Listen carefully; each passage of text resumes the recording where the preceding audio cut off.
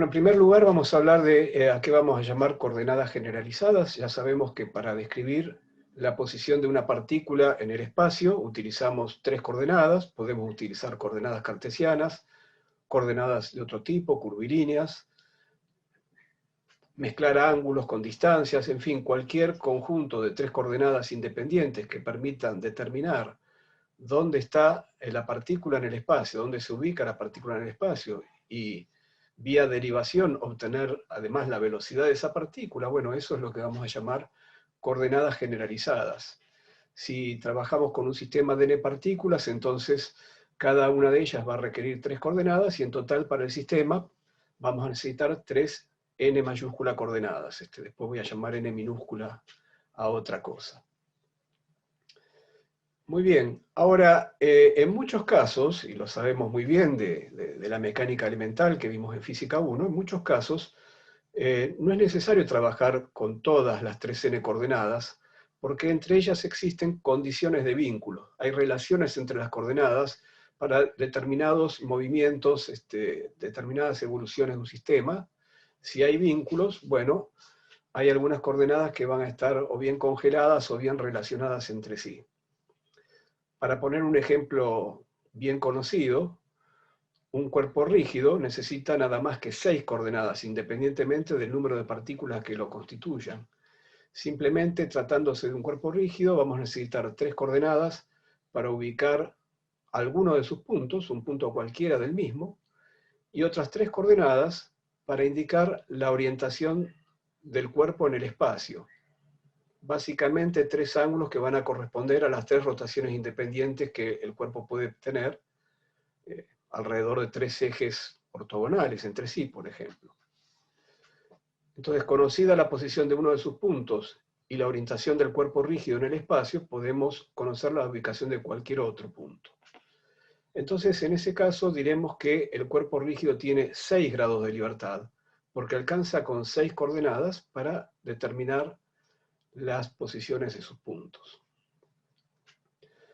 Ahora, el cuerpo rígido, además de ser rígido, que eso ya establece una condición de vínculo entre las partículas que lo componen, la condición de vínculo es que las distancias entre partículas están prefijadas. Puede haber algunas otras cosas en movimientos particulares, algunas otras cosas que estén prefijadas también. Por ejemplo, cuando estudiamos en Física 1 el movimiento de un cilindro que rueda sin deslizar y con el centro de masa moviéndose sobre una línea recta, bueno, estamos prefijando otras cosas más, cómo es el movimiento del centro de masa, cómo es la rodadura. Entonces, tenemos esta situación, y en esta situación vemos que lo que el centro de masa se desplaza, que es esta línea en verde, lo que el centro de masa se desplaza en un tiempo delta t, se relaciona con el arco que trazó la rueda sobre la superficie sobre la que rueda. El hecho de que el punto P no se desliza sobre la superficie, el hecho de que el cuerpo gira sin deslizar, significa que este arco pintado en rojo tiene que coincidir con este desplazamiento pintado en verde, que es ni más ni menos que el desplazamiento del centro de masa. Entonces esto es una condición adicional que da la rodadura, que el desplazamiento del centro de masa es igual al arco que llamamos delta S, y que no es otra cosa que R por delta tita, donde R es el radio del cilindro. Y además, el hecho de que el centro de masa se mueva sobre una línea recta, en este caso el eje X, significa que la posición Y del centro de masa es constante y vale en este caso el radio del cilindro por la forma en que elegimos el origen de coordenadas, y también por la forma en que elegimos el origen de coordenadas, el Z del centro de masa vale 0. Entonces, ¿cuáles son las condiciones de vínculo que tenemos planteadas sobre este cuerpo rígido, que en sí mismo tiene 6 grados de libertad, pero que ahora esos 6 grados de libertad están todavía obligados a cumplir estas condiciones adicionales? Tenemos 3 condiciones adicionales más, y en realidad tenemos 2 condiciones que sumar todavía, porque la única rotación que le estamos permitiendo a este cilindro es la rotación alrededor del eje Z. estamos anticipadamente predeterminando que este cuerpo no va a rotar sobre el eje X ni va a rotar sobre el eje Y. Entonces son en total 5 condiciones. Estas 3, más esas otras 2 que vinculan el eje de rotación. Entonces, de 6 coordenadas que hubiéramos necesitado para describir este movimiento, 6 coordenadas menos 5 vínculos me dicen que con una sola coordenada me va a alcanzar para describir este movimiento, por la forma en que este movimiento está predeterminado, por las ecuaciones de vínculo que actúan en este caso. ¿Y cuál es esa única coordenada que me va a alcanzar? Y bueno, puede ser tanto la posición del centro de masa, como el ángulo θ, o cualquier otra que tenga que ver con estas cosas. Si yo conozco la posición del centro de masa, dada una condición inicial para la posición del centro de masa, si conozco la posición del centro de masa a un tiempo t cualquiera, conoceré también el ángulo θ a un tiempo t cualquiera, porque está esta relación, que es esta otra una vez que hayamos fijado los orígenes de coordenadas. En esta forma de escribir la ecuación de vínculo ya hemos predeterminado que cuando el centro de masa está en x igual a 0, estamos eligiendo θ igual a 0. Bien. Entonces, en general, siempre que tengamos m ecuaciones de vínculo, o también llamadas de ligadura, independientes, el número de grados de libertad se va a reducir. Si inicialmente tenemos un sistema de n partículas independientes, por lo tanto, con una necesidad de 3n grande coordenadas, bueno, si al final esas coordenadas están vinculadas entre sí por m ecuaciones de vínculo o de ligadura, bueno, justamente esas ecuaciones de vínculo yo las puedo usar para despejar unas coordenadas en función de otras y quedarme nada más con n chica igual a 3n grande menos m coordenadas independientes. Muy bien. Ahora, vamos a tener dos posibilidades para las ecuaciones de vínculo que se nos van a presentar.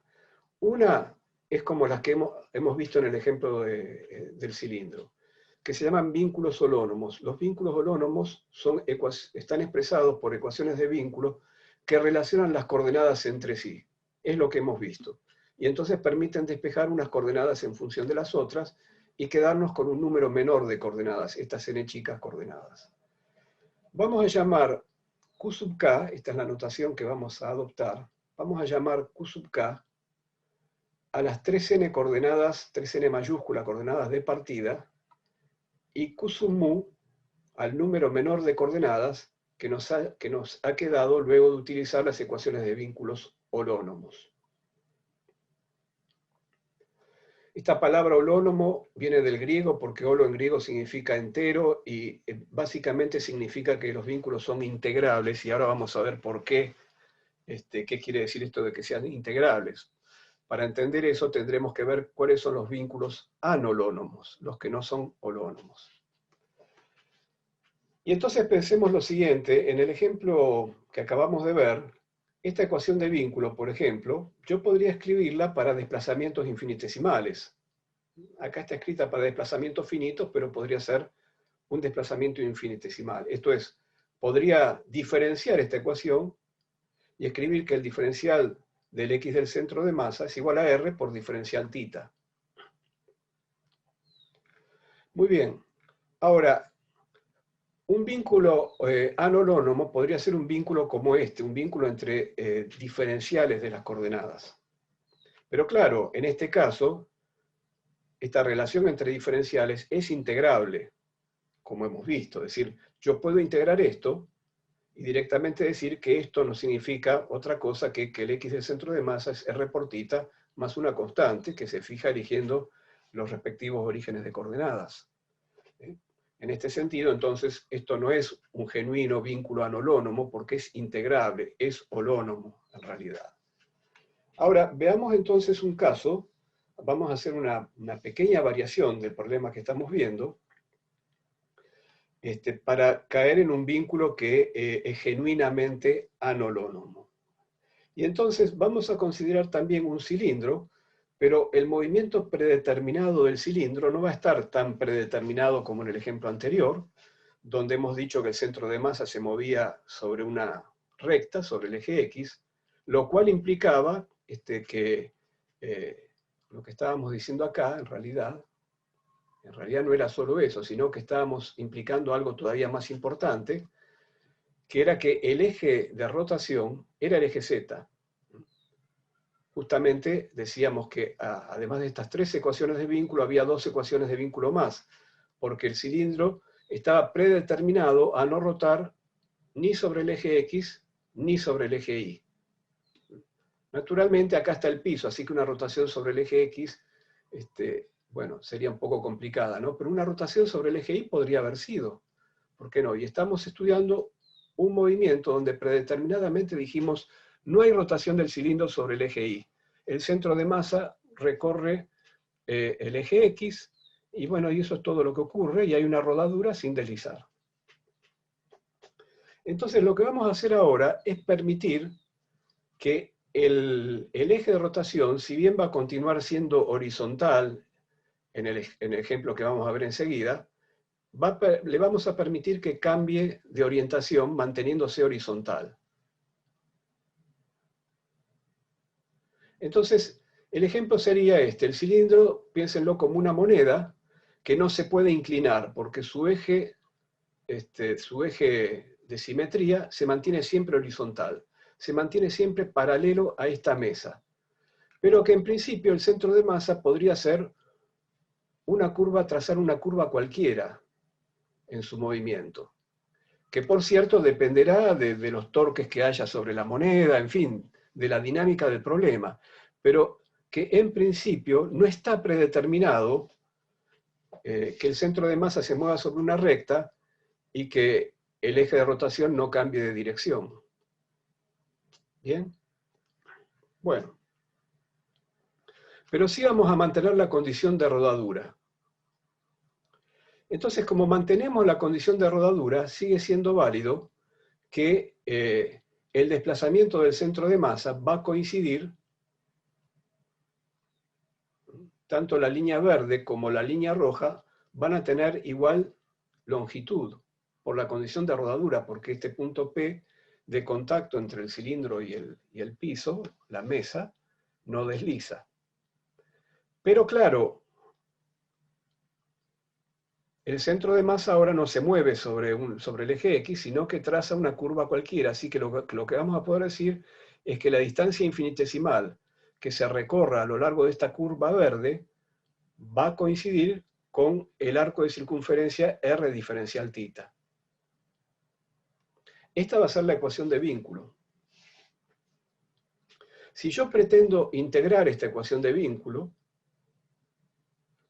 lo que tengo que considerar es lo siguiente, un elemento de este camino, un elemento cualquiera, de un camino arbitrario, pero sobre la mesa, es decir, sobre z igual a 0, bueno, un elemento de longitud arbitrario en un plano, xy, se escribe como la raíz cuadrada de diferencial x cuadrado más diferencial y cuadrado. Si yo quisiera integrar esto, podría ser lo siguiente, saco un diferencial x de factor común fuera de la raíz, y entonces me queda 1 más la derivada de y respecto de x al cuadrado. Puedo tomar a x como el parámetro sobre la curva verde para calcular la longitud y hacer esta integral. Sin embargo, para hacer esta integral necesitaría conocer cuál es la curva verde, es decir, cuál es la función y de x que traza esta curva verde. Para distintas curvas verdes, para distintos caminos del centro de masa sobre la mesa, el resultado va a ser diferente, claro, porque la longitud depende del camino. Así que la longitud del diferencial L no es un diferencial exacto, no es integrable. Tengo que saber por qué camino voy para poder integrarlo. Por lo tanto, este vínculo que está acá escrito, diferencial L del centro de masa igual a R diferencial θ, es genuinamente anolonómo. No lo puedo integrar, permanece en esta forma. Y entonces, en este caso, no me permite despejar unas coordenadas en función de otras, porque no es una relación entre coordenadas, sino una relación entre diferenciales de las coordenadas que no pueden integrarse.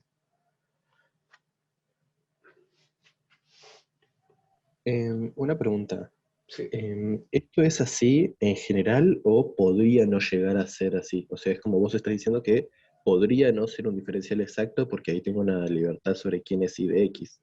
Claro. O sea, esto podría cambiar. Si yo predetermino la curva I de X, que es lo que hice antes, ¿no? En el ejemplo anterior, la predeterminé, dije que la I era constante y era igual a R, y la Z era constante y era igual a 0. Entonces, predeterminé la trayectoria del centro de masa. Y con la rodadura me quedó esto. Entonces, si yo sé de antemano ciertas características del movimiento, puedo usar esas características para despejar unas coordenadas en función de otras, o al menos para expresar ecuaciones de vínculos anolonomos que me relacionan los desplazamientos de las coordenadas, como en este caso que estoy viendo. ¿Y no se podría conocer el I a partir de más datos del problema? O sea, ¿por qué decís que es Bueno, por como... supuesto, si a mí me dan el sistema de fuerzas que actúa sobre la moneda, si conozco los torques, si conozco la fuerza neta, la resultante, todo eso, bueno, hago la dinámica del cuerpo rígido y como resultado final del problema voy a conocer cómo es la trayectoria I de X. Voy a conocer I de T y X de T, y por lo tanto voy a conocer I como función de X. Pero eso lo conozco al final del problema. Así que o el problema viene con un sistema de ecuaciones de vínculos que me predeterminan el movimiento y yo puedo utilizarlas de antemano, o bien yo no conozco de antemano determinados aspectos del movimiento que resultarán de un sistema de fuerzas que se aplique u otro sistema, lo que sea, y una vez que resuelva el problema, entonces voy a saber cuál es ese movimiento. Ok, perfecto. O sea, la Ujú. diferencia está en si los vínculos ya me hacen que sea, ya me da toda la información o si voy a necesitar de la fuerza.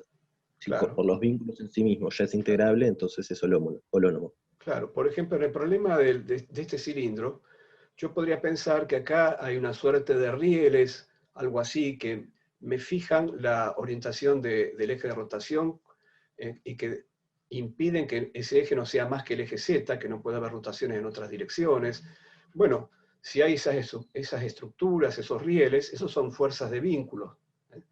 Pero bueno, si hay una construcción de ese tipo que de antemano me predetermina ciertas características del movimiento, bueno, yo me valgo de esas características, escribo las ecuaciones de vínculo que correspondan, pero esto, digamos, en mecánica elemental lo han hecho muchas veces. Por ejemplo, le dicen, bueno, una bolita que da la vuelta por un riel circular, está enhebrada en un riel circular.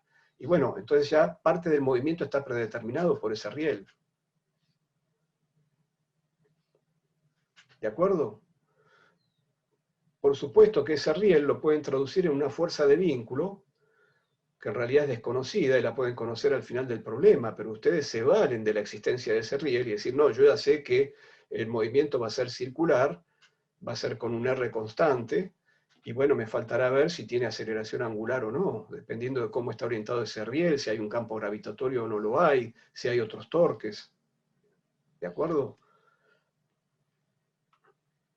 Pero yo me Sí, valgo de la entonces, existencia de riel para escribir una ecuación de vínculo, que en ese caso sería que el radio del movimiento es constante, y aprovecho esa información para resolver el problema. Acá lo único que estamos haciendo entonces es darle nombre a ese tipo de vínculos y clasificarlos. Entonces los vínculos holónomos son aquellos que son ecuaciones entre coordenadas y me permiten despejar unas coordenadas en función de otras. Y los anolonomos son de otro tipo. Un tipo muy frecuente es este tipo que estamos acá viendo, que es el de relaciones no entre las coordenadas, sino entre los diferenciales de las coordenadas. Pero puede haber otros tipos, puede haber, por ejemplo, desigualdades. Por ejemplo, si me dicen una partícula de un gas está dentro de un recipiente, el recipiente es cúbico y los lados del cubo miden L. Y bueno, yo sé que la partícula está en X entre 0 y L, Y entre 0 y L y Z entre 0 y L. Entonces, pero eso no son igualdades, son desigualdades. Entonces no me permiten despejar coordenadas. ¿Mm? Así que no serían tampoco vínculos holónomos. Bueno, además de esta primera clasificación en holónomos y anholónomos, hay una segunda clasificación que depende de si entra el tiempo o no entra el tiempo en la ecuación de vínculo. Entonces vamos a llamar vínculos esclerónomos a aquellos que no dependen del tiempo. Esta palabra rara, esclerónomos, proviene del griego. En griego, escleros significa duro. Entonces, en nuestro caso significa algo que no cambia en el tiempo. Y los que tengan sí dependencia temporal, los vamos a llamar vínculos reónomos, porque en griego reo significa fluir. Entonces vamos a ver un ejemplo de todo esto.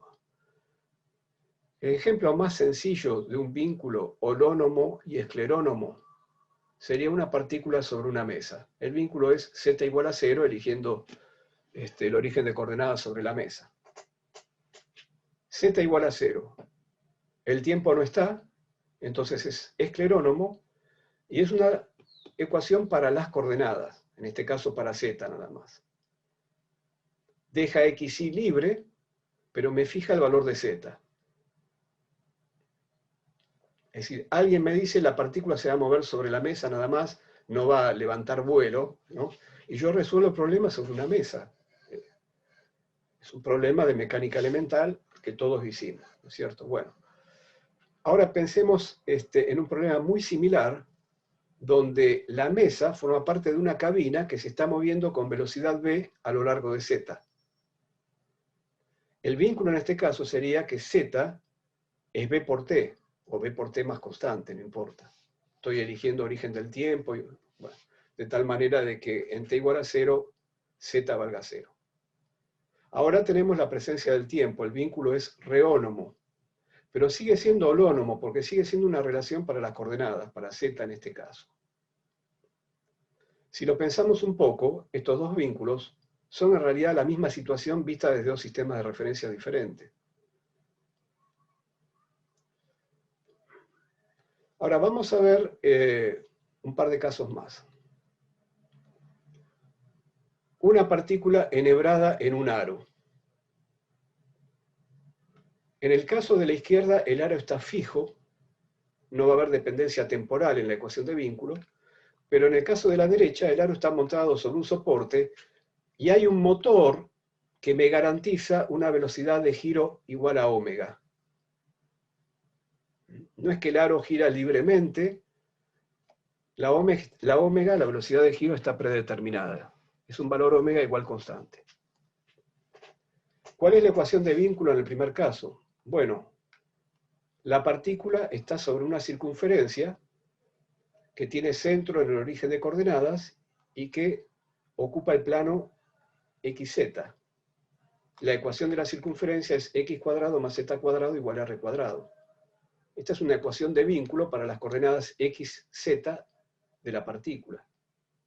Pero por otro lado, como la circunferencia está sobre el plano xz, la coordenada y vale 0. Una segunda ecuación de vínculo. Tenemos dos ecuaciones de vínculo para un sistema de una única partícula que en principio tendría necesidad de 3 coordenadas, pero que una vez que descontamos estas dos ecuaciones de vínculo, con una sola coordenada va a alcanzar. Es decir, esta partícula tiene un único grado de libertad. Me alcanza con una coordenada para describir su dinámica. Esa coordenada no tiene por qué ser una coordenada cartesiana. Usualmente apelaríamos a un ángulo para describir el movimiento de esta partícula. Es cualquier coordenada generalizada, y la más útil en este caso, la más adaptada al problema, sería una coordenada angular. ¿Qué pasa si ahora entonces tenemos esta otra situación donde el aro gira alrededor del eje Z con una velocidad angular predeterminada, omega? Bueno, las ecuaciones de vínculo terminan dando esto. ¿Cómo lo sabemos? Son también dos ecuaciones de vínculo, pero ahora aparece el tiempo. De manera que los vínculos son, en este caso, holónomos, porque son relaciones entre coordenadas, y reónomos, porque aparece el tiempo. ¿Cómo sabemos que estas son las ecuaciones de vínculo? Bueno, podemos pensar en coordenadas cilíndricas, ρ, φ, z. Ρ es la distancia al eje z, φ es un ángulo sobre el plano XY, y bueno, z es la misma coordenada cartesiana de antes. Entonces, ¿cuál sería la ecuación de vínculo? Si ρ es la distancia al eje z, ρ cuadrado más z cuadrado es igual al radio al cuadrado del aro, ¿no? Ρ cuadrado más z cuadrado es igual al radio al cuadrado del aro. Y por otro lado, como el aro gira a velocidad omega constante alrededor de z, entonces la coordenada cilíndrica φ de la partícula es necesariamente omega por t. Está predeterminada.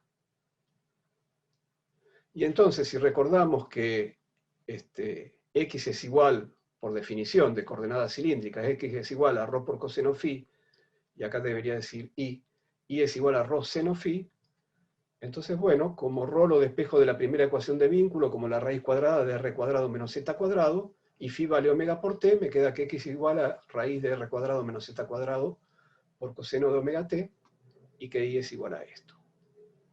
¿Cuáles son las coordenadas generalizadas más apropiadas para tratar este problema?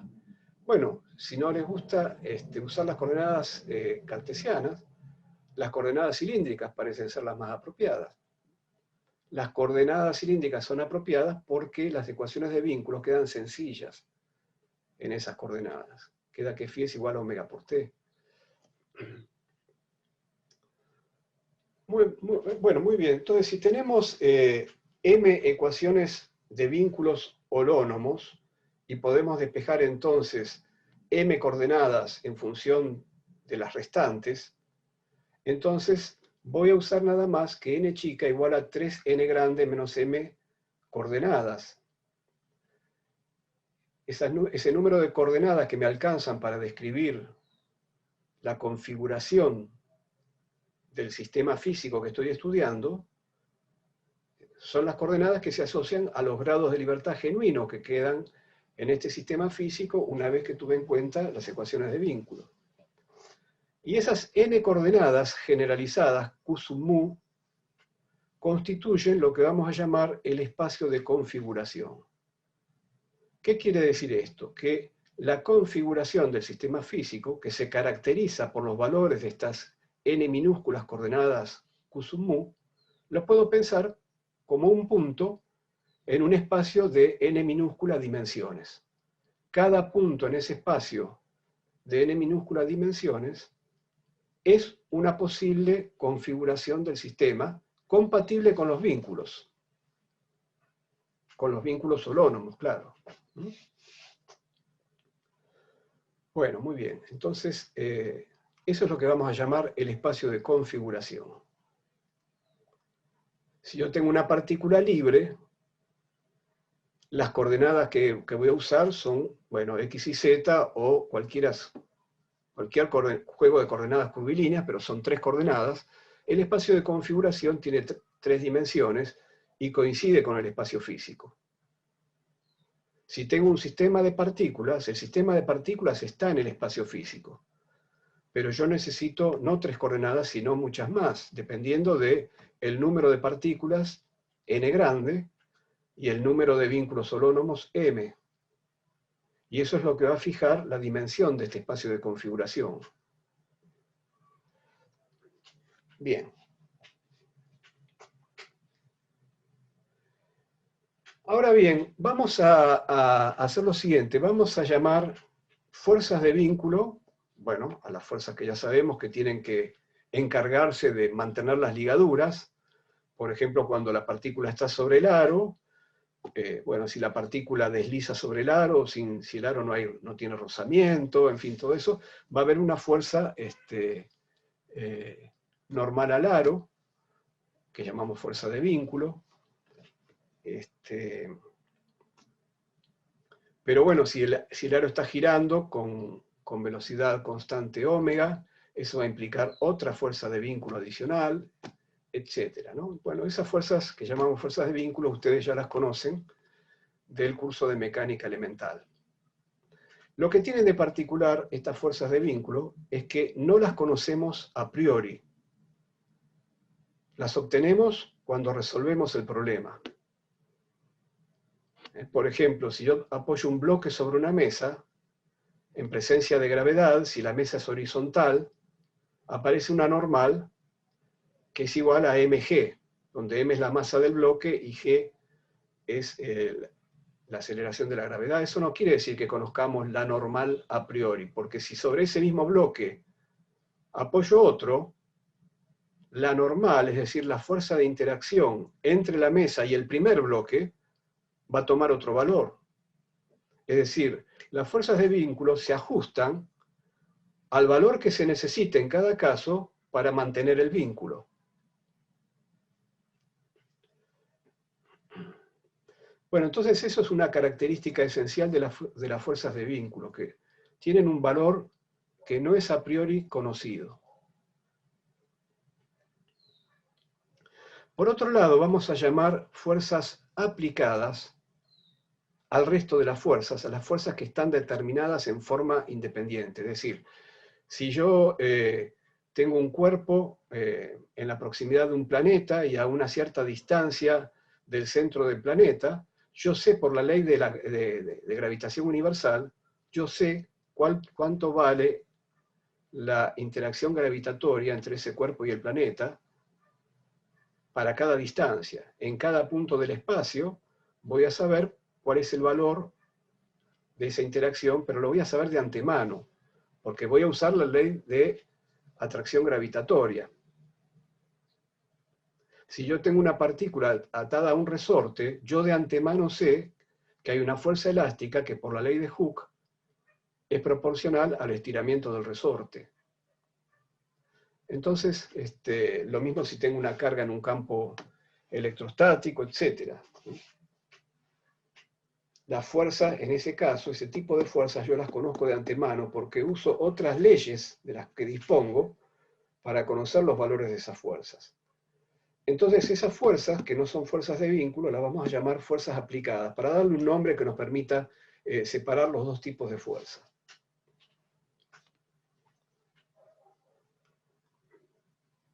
Ahora, hay una fuerza que ustedes usan en mecánica elemental que en realidad no se ajusta a ninguna de estas dos categorías. Pensemos en la fuerza de rozamiento. Si el rozamiento es estático, es una fuerza de vínculo. Garantiza que no haya deslizamiento entre dos superficies que están en contacto, y por ejemplo, en el caso anterior del cilindro, garantiza la condición de rodadura que nos permite escribirla como una ecuación de vínculo, ya sea holónomo o anolonomo, según fuera el caso de los que hemos visto. Pero establece un vínculo entre las coordenadas, la fuerza de rozamiento estático. Ahora, la fuerza de rozamiento dinámico entre superficies secas escapa a la clasificación anterior porque no es de vínculo, no fija nada, pero tampoco es conocida de antemano porque depende de la normal. Así que debemos decir que la fuerza de rozamiento dinámico no encaja en esta discusión, aunque también debemos decir que lo que conocemos como fuerza de rozamiento es en realidad un efecto macroscópico de una interacción que es mucho más complicada, que si uno la mira a nivel microscópico, implica interacciones entre partículas, entre moléculas, que están a un lado y al otro de la superficie de contacto, que están en un material y en el otro, en ese contacto que hay entre dos materiales. Entonces, en realidad, lo que llamamos la fuerza de rozamiento, la normal, todo eso es parte de esa interacción entre moléculas que están de un lado y del otro de la superficie de contacto.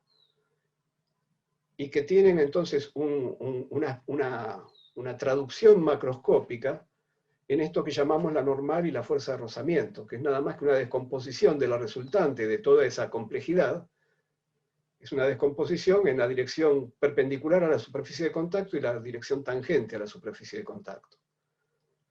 Pero esas fuerzas entre moléculas vecinas de un lado y del otro de la superficie de contacto sí entrarían dentro de la clasificación que acabamos de hacer. Hay un rozamiento dinámico, sin embargo, que ese rozamiento entre un cuerpo y un fluido, que usualmente lo describimos con una ley que depende de la velocidad relativa entre las superficies del cuerpo y del fluido, como una ley que es empírica, que para bajas velocidades relativas entre el cuerpo y el fluido decimos que es proporcional a la velocidad. Así que en ese caso eso es un rozamiento dinámico, no es entre superficies secas, que es descrito por una ley, es decir, es una fuerza que conocemos de antemano a la hora de resolver las ecuaciones de movimiento. Así que en ese caso lo consideraríamos como una fuerza activa. Bueno, muy bien. Entonces, cuando trabajamos con las leyes de Newton, vamos a escribir para cada partícula 3 ecuaciones diferenciales, que normalmente resumimos en una única ecuación vectorial, pero que en realidad son 3 ecuaciones diferenciales para cada una de las coordenadas de la partícula. Entonces, las 3 componentes del vector posición de cada partícula son incógnitas en el problema que queremos resolver. Queremos integrar estas ecuaciones de movimiento para resolver estas incógnitas y conocer cómo la partícula evoluciona en el tiempo. Pero de acuerdo a lo que estamos diciendo, y todos sabemos, que no son las únicas incógnitas que tienen ese problema dinámico. Las fuerzas de vínculo son también incógnitas. Entonces, en general, vamos a tener que introducir, para resolver el sistema de ecuaciones, otras ecuaciones adicionales que se agregan a las de fuerza igual masa por aceleración, para completar, para igualar el número de ecuaciones independientes a resolver al número de incógnitas. Entonces terminamos resolviendo un conjunto. Si hubiera m ecuaciones de vínculo, vamos a terminar resolviendo un total de 3n grande más m ecuaciones para poder encontrar como resultado el valor de todas las incógnitas, tanto la dinámica de cada una de las partículas como las fuerzas de vínculo involucradas. Entonces aquí cabe la siguiente reflexión. ¿No habrá alguna manera de replantear la dinámica, de reformular la dinámica de Newton, de tal manera que solo tengamos que resolver un conjunto de ecuaciones menor, un número menor de ecuaciones diferenciales, que respondan exclusivamente a la evolución de los genuinos grados de libertad? Si los genuinos grados de libertad son 3n grande menos m, no podremos reformular la mecánica de manera que un sistema que tiene n grados de libertad sea descrito por un conjunto, n minúscula grados de libertad, sea descrito por un conjunto de n minúscula ecuaciones diferenciales. Y n minúscula ecuaciones diferenciales son mucho menos que 3n grande más m. Son 3n grande menos m. Dependiendo del número de vínculos, estaríamos ganando mucho. Si no nos interesara conocer el valor de las fuerzas de vínculo, si solo nos interesara conocer cómo evolucionan los genuinos grados de libertad, los 3n grande menos m, entonces la pregunta tiene mucho significado. ¿Podremos reformular la mecánica para que sea una mecánica para los genuinos grados de libertad? Bueno, vamos a ver que ese objetivo, que lo va a alcanzar la formulación de Lagrange, es posible cuando los vínculos son holónomos. Vamos a poder reducir el sistema de ecuaciones diferenciales de antemano. La formulación directamente me va a hablar exclusivamente de 3n grande menos m ecuaciones diferenciales, precisamente para la evolución de los grados de libertad genuinos, de las coordenadas generalizadas Q sub mu. Y para hacer eso, en la clase de hoy, vamos a introducir lo que se llama el principio de los trabajos virtuales, donde la idea básica va a ser reconocer que al menos en todos los casos que podemos imaginar, y hasta tanto no aparezca ningún caso que lo contradiga, parece ser que el trabajo total de las fuerzas de vínculo puede ser declarado nulo cuando los desplazamientos son compatibles con los vínculos, y algo más. Una pequeña sutileza que vamos a analizar después del intervalo. Pero la idea básica es postular un principio que se llama el principio de los trabajos virtuales, que declare nulo el trabajo total de las fuerzas de vínculo, y a partir de ahí reconstruir la mecánica en una nueva formulación que nos lleve entonces a este objetivo, que es un conjunto de ecuaciones dinámicas exclusivamente para los Q sub mu, las Q sub mu coordenadas que representan los grados de libertad. Seguimos. Entonces, esta idea que queríamos analizar, la idea de que el trabajo total de las fuerzas de vínculo puede ser declarado nulo cuando los desplazamientos son compatibles con los vínculos.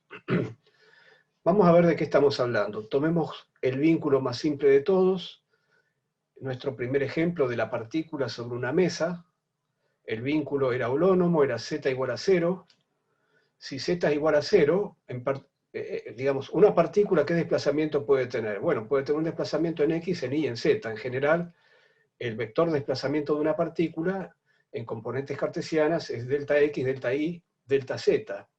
Pero para que sea compatible con el vínculo, como el vínculo es z igual a 0 o z igual constante, entonces delta z tiene que ser 0. Cuando hablamos de un desplazamiento compatible con los vínculos, en este caso sencillo, es simplemente hablar de este desplazamiento, delta x, delta y, 0. Ahora, la fuerza que garantiza el vínculo z igual a 0 es la que llamamos normal, es la fuerza que la mesa le aplica a la partícula, y que está en la dirección del eje z. El eje z era el eje perpendicular a la mesa. Entonces, el desplazamiento compatible con el vínculo no tiene componente en la dirección de la fuerza de vínculo. La fuerza de vínculo está en z. Por lo tanto, no hay trabajo de la fuerza de vínculo porque es normal a la mesa. Bueno, es lo que ya sabemos. Muy bien. Ahora, lo que estamos pretendiendo en el principio de los trabajos virtuales es que la suma de todos los trabajos de las fuerzas de vínculo, que el trabajo total de las fuerzas de vínculo sea 0, no que el trabajo de cada fuerza de vínculo sea 0. En este primer ejemplo hay una sola fuerza de vínculo y por lo tanto, para que valga el principio de los trabajos virtuales, el trabajo de esa fuerza de vínculo tiene que ser 0 y eso se cumple. Vamos a pasar a un ejemplo donde las fuerzas de vínculo hacen trabajo, pero la suma de los trabajos da 0. Entonces, consideremos ahora dos bloques que se desplazan sobre una mesa, bueno, a lo largo de una recta, digamos el eje X, y que están unidos por una soga tensa de masa despreciable y longitud L. Otro problema típico de mecánica elemental. La presencia de la soga tensa establece un vínculo holónomo y esclerónomo entre los bloques, porque fija la distancia entre los mismos. Y como los bloques se están moviendo sobre el eje X, la ecuación de vínculo, holónoma y esclerónoma, es simplemente x2 menos x1 igual a L. La diferencia entre las posiciones del bloque 2 y del bloque 1 es L, es la longitud de la soga, que no cambia. La soga está tensa y mide L. Los desplazamientos compatibles con los vínculos, si los desplazamientos que son solo en X, ya hay otras ecuaciones de vínculo acá que no están escritas, pero que las tenemos en la cabeza, que son que I vale 0 para los dos bloques y Z vale 0 para los dos bloques, porque el movimiento es en el eje X. Pero bueno, concentrémonos en esta ecuación de vínculo, porque las otras ecuaciones, bueno, Z igual a 0 es del tipo que vimos antes. ¿Cuál sería el desplazamiento compatible con este vínculo? Bueno, los bloques se pueden mover en X, pero se tienen que mover en X sin arruinar esta condición de vínculo. para que el movimiento en X del bloque 2 y del bloque 1 no estropee la condición de vínculo, entonces el desplazamiento del bloque 2 en X tendrá que ser igual al desplazamiento del bloque 1. De esa manera, en la resta, los desplazamientos se cancelan y sigue valiendo esto. Entonces, los desplazamientos compatibles con los vínculos son que el desplazamiento del bloque 1 y del bloque 2 tengan esta forma común a ambos. Los dos se pueden desplazar en X, pero se tienen que desplazar la misma cantidad. Y entonces esta ecuación de vínculos sigue valiendo. Por otro lado, la soga está ejerciendo fuerza sobre ambos bloques, y esas fuerzas, la fuerza que la soga ejerce sobre el bloque 1 y sobre el bloque 2, son iguales y opuestas. Eso tiene que ver con que la masa de la soga es despreciable, así que acá no actúa como un tercer cuerpo. Bueno, son iguales y opuestas. Y están en la dirección de la soga. Es decir, cada fuerza, cada tensión, la tensión 1 y la tensión 2, está haciendo un trabajo cuando los bloques se desplazan. Pero como las fuerzas son iguales y opuestas y los desplazamientos compatibles con los vínculos son iguales, los trabajos que estas dos tensiones hacen son iguales y opuestos. Por lo tanto, la suma de los trabajos de las fuerzas de vínculo da 0.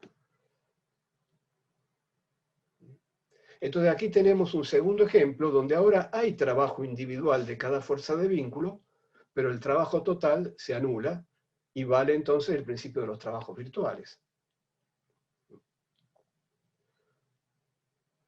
Por cierto, esto no demuestra el principio de los trabajos virtuales. Esto solamente muestra la razonabilidad del principio, en qué se sustenta el principio, pero no deja de ser un principio. Ahora, vamos a analizar esa sutileza de la cual habíamos mencionado antes del intervalo, y vamos a ver entonces el ejemplo de la cabina que subía con velocidad v. Habíamos señalado que en realidad este caso y este caso eran el mismo visto en dos sistemas de referencia diferentes. Ahora, ¿cuál es el desplazamiento compatible con los vínculos en este segundo caso, en el caso del vínculo reónomo? Bueno, en el caso del vínculo reónomo, como el vínculo es z igual b por t, el desplazamiento compatible con el vínculo es que en X y en Y el desplazamiento es cualquiera. No hay condición de vínculo que afecte a X y a Y. Pero la variación de Z, el desplazamiento en Z, tendrá que acompañar el movimiento de la cabina. Tendrá que acompañar esta ecuación de vínculo. Entonces, el desplazamiento en Z tendrá que ser igual a B por el desplazamiento en el tiempo, es decir, por el intervalo de tiempo que transcurre. Es decir, en un intervalo de tiempo delta t, obligadamente, para no romper la ecuación de vínculo, el desplazamiento en z tendrá que ser b por delta t. Entonces, el desplazamiento compatible con el vínculo, en este tercer ejemplo, es este que está acá. ¿Y qué va a pasar con el trabajo de la fuerza de vínculo? La fuerza de vínculo, que vamos a llamar R a la fuerza de vínculo normal, la fuerza que el piso le aplica a la partícula, que es normal al piso, por lo tanto está en la dirección del eje Z, es R caversor, es esta fuerza. ¿Hay trabajo de la fuerza de vínculo? Claro que lo hay, porque hay desplazamiento en Z. El desplazamiento es B delta T. Entonces el trabajo de la fuerza de vínculo es R por B por delta T. Es distinto de 0. Pero en el fondo este caso es el mismo caso que el ejemplo anterior, de la partícula sobre la mesa fija, visto desde un sistema de referencia distinto. Entonces le tendríamos que dar un tratamiento similar. Entonces lo que vamos a decir, para ponerlos en pie de igualdad a estos dos casos, es que el teorema de los trabajos virtuales, el principio de los trabajos virtuales, perdón, se refiere a desplazamientos virtuales, de ahí esta palabra que aparece acá, y un desplazamiento virtual va a ser un desplazamiento compatible con los vínculos, como en todos estos ejemplos, pero a tiempo fijo. Entonces, en el caso de este tercer ejemplo, este trabajo que vale R por B delta T, si lo convierto en trabajo virtual, tengo que anular el delta T, y entonces el trabajo virtual, que va a ser entonces un trabajo compatible con los vínculos a tiempo fijo, va a ser 0. Eso es lo que dice el principio de los trabajos virtuales. De ahí esta palabra virtuales que aparece en el nombre del principio. A esos desplazamientos virtuales los vamos a indicar con una letra B acá. Es decir, estos desplazamientos no solo van a ser compatibles con los vínculos, sino que van a ser a tiempo fijo. Y entonces sí diremos que el trabajo virtual total de las fuerzas de vínculos se anulan de acuerdo al principio de los trabajos virtuales.